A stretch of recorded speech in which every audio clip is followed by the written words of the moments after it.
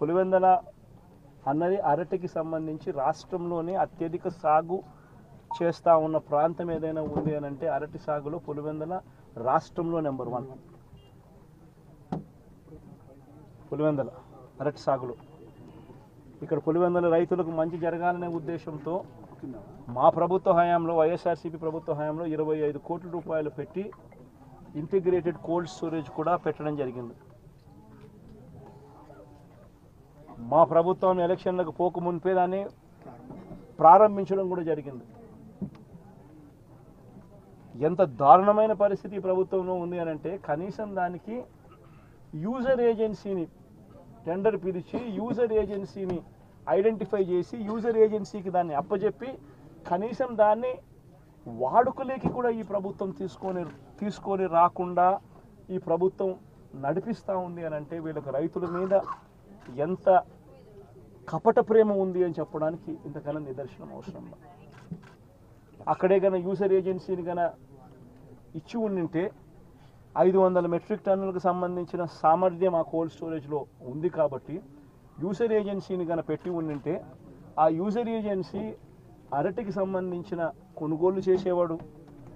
వీళ్ళు రైతన్నలు ఆ యూజర్ ఏజెన్సీ అక్కడ పనిచేస్తూ ఉంది కాబట్టి వీళ్ళైనా కూడా అక్కడ పెట్టుకునే పరిస్థితి ఉండేది. మా ప్రభుత్వ హయాంలో ఏ రకంగా ఎక్స్పోర్ట్ చేసినామో 2 కంటైనర్లను పెట్టి అరటికి సంబంధించి అవి ఇంకా ప్రోత్సహించబడేటివి.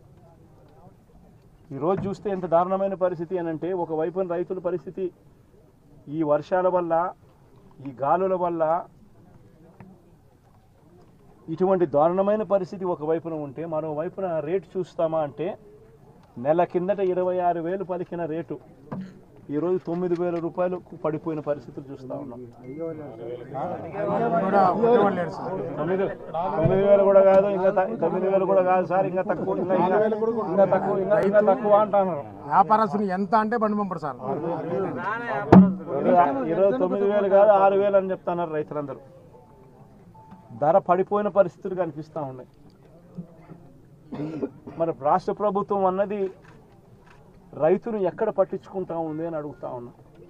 ఇట్లా మిర్చి పంట అయినా అదే పరిస్థితి, ధాన్యం కొనుగోలైనా అదే పరిస్థితి.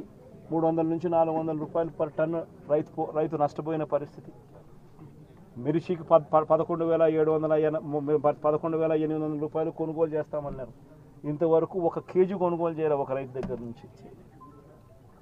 పెసర పరిస్థితి అదే, శనగల పరిస్థితి అంతే, మినుముల పరిస్థితి అంతే, కందుల పరిస్థితి అంతే. ఏ పంటకు ఈరోజు కనీస గిట్టుబాటు ధర రాని పరిస్థితిలో ఈరోజు రైతన్న వ్యవసాయం చేస్తూ ఉన్నాడు. రైతన్నలకు చీనీ చెట్లకు సంబంధించి గతంలో ఎప్పుడు చూడని రేటు వైఎస్ఆర్సీపీ హయాంలో రేట్లు వస్తే టన్ను ₹1,00,000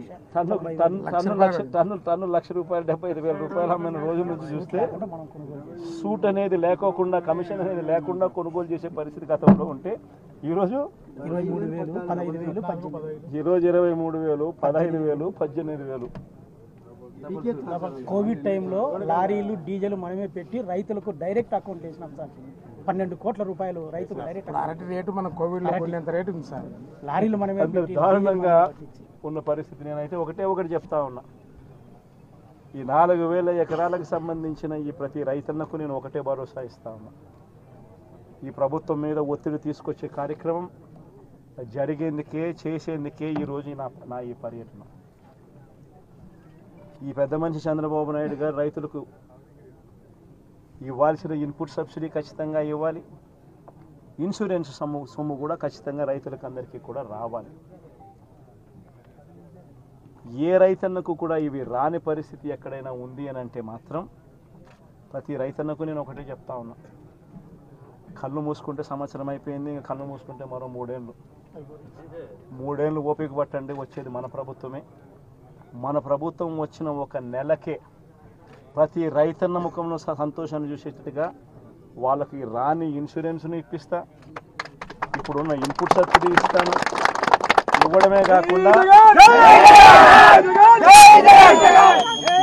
కాకుండా ప్రతి రైతన్నకు 2023లో ఏ రకంగా ప్రతి రైతన్నకు 50,000 రూపాయలు మళ్ళీ ఇచ్చినట్టుగా ఆ డబ్బు కూడా మళ్ళీ ఇచ్చే కార్యక్రమం కూడా ఖచ్చితంగా రైతులకు ఇది ప్రతి రైతన్నకు నేను భరోసా ఇచ్చి నేను ఈ విషయం చెప్తా ఉన్నా. వైఎస్ఆర్సీపీ పార్టీ తరఫున నష్టపోయిన రైతన్నలకు కూడా ఖచ్చితంగా పార్టీ అంతో ఇంతో, అధికారంలో మనం లేము, ప్రతిపక్షంలో మనం ఉన్నాం, అంతో ఇంతో చేసే కార్యక్రమం మాత్రం ఖచ్చితంగా చేసే కార్యక్రమం ఖచ్చితంగా చేస్తాం. అది రాబోయే రోజుల్లో అవినాష్తో నేను మాట్లాడుకొని అవినాష్ ప్రతి రైతుకు మేలు జరిగేట్టుగా, ఎంతో కొంత మేలు జరిగేట్టుగా అవినాష్ ద్వారా అది చేయించే కార్యక్రమం కూడా చేస్తాం.